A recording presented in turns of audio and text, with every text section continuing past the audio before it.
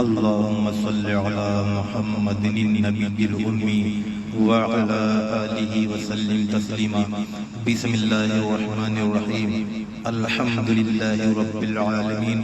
تمام تعریفیں صرف اللہ کے لیے ہی ہیں جو سارے جہانوں کا رب ہے، پالنے والا ہے.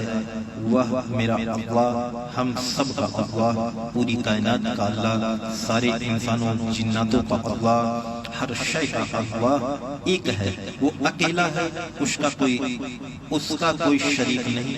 ساری کائنات کا نظام اکیلا چلانے والا ہے، چلا رہا ہے. وہ میرا اللہ کسی کا محتاج نہیں.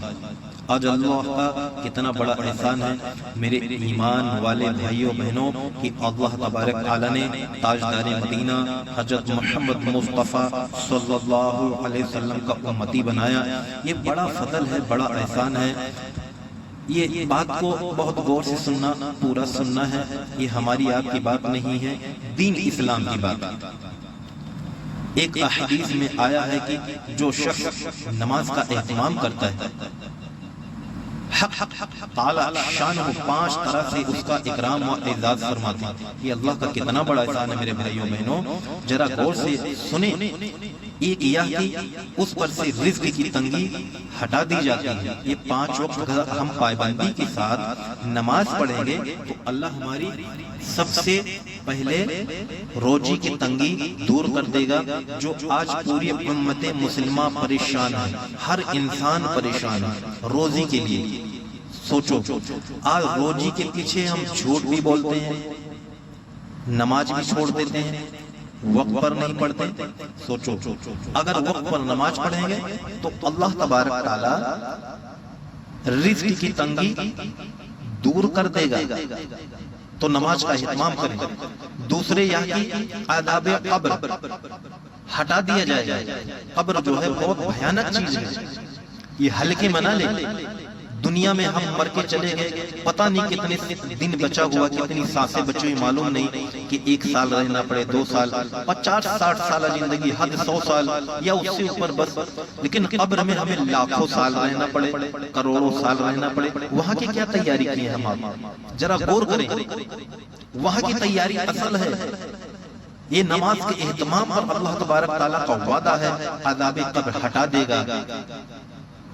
سوچو، اس وعدے پر یقین بناؤ کہ ہمیں نماز کا اہتمام کریں. انشاءاللہ نماز پابندی کے ساتھ اب ہم پڑھیں گے. تیسرے ہے کہ عذاب قیامت کو اس کے اعمال نامے دائیں ہاتھ میں دیے جائیں گے.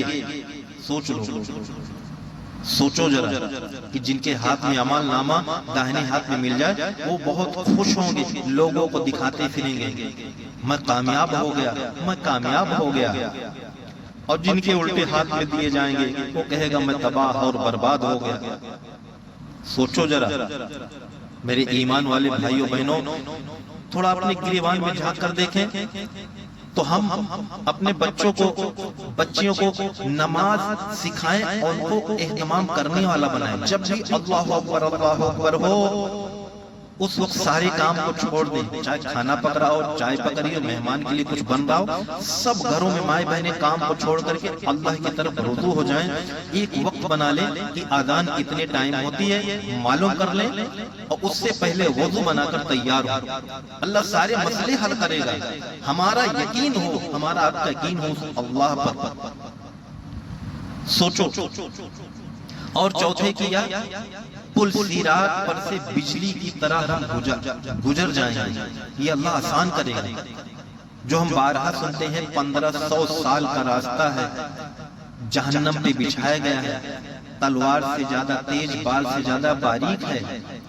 سوچو، اللہ تبارک تعالیٰ آسانی فرمائے، ہمیں آپ کو بجلی کی طرح پار کرنے کی توفیق عطا فرمائے. اللہ بہت کریم ہے میرے بھائیوں بہنوں.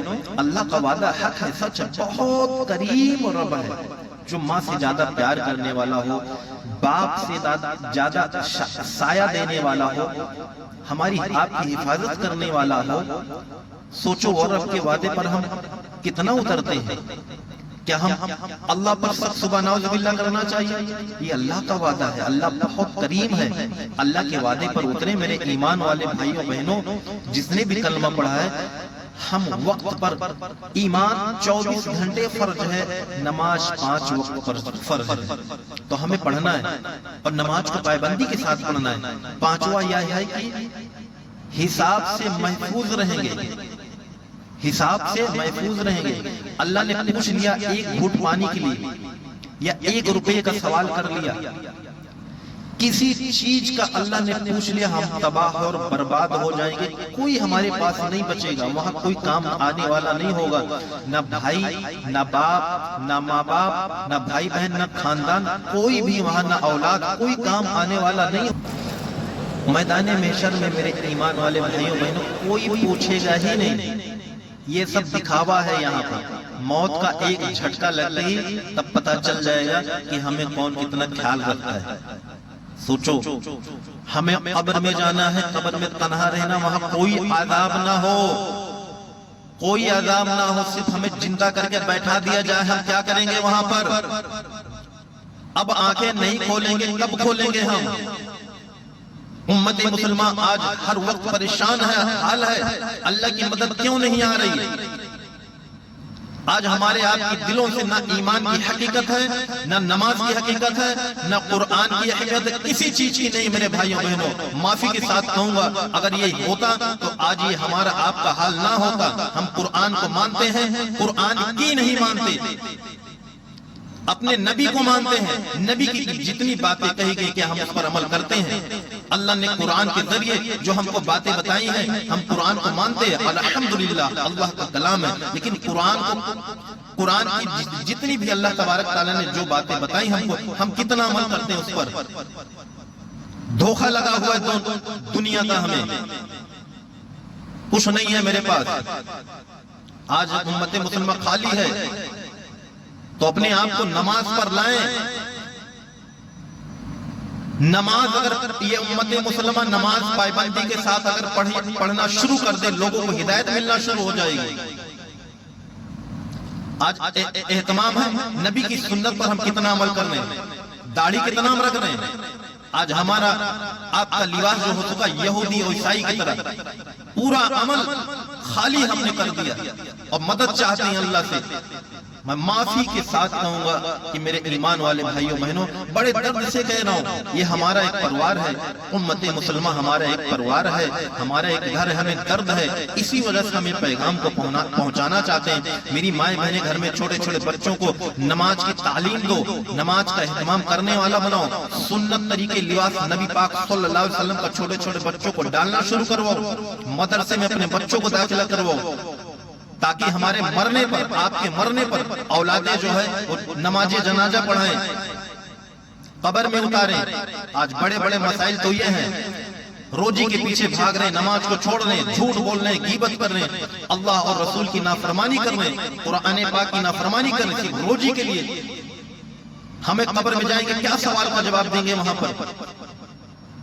تو میرے ایمان والے بھائیوں بہنوں اس پیغام کو پہنچائیں اور اس کا سپورٹ کریں انشاءاللہ، کیونکہ بہت سی باتیں کرنی ہیں دین ایمان کی۔ اللہ تبارک تعالیٰ نے ہمیں ایمان کی دولت سے نوازا ہے، اسی وجہ سے درد سے کہہ رہا ہوں میرے بھائیوں بہنوں دنیا میں کچھ نہیں ہے، موت کا ایک جھٹکا حقیقت سامنے آ جائے گی۔ اللہ تبارک تعالیٰ ہمیں آپ کو 5 وقت پابندی کے ساتھ نماز پڑھنے والا بنائے۔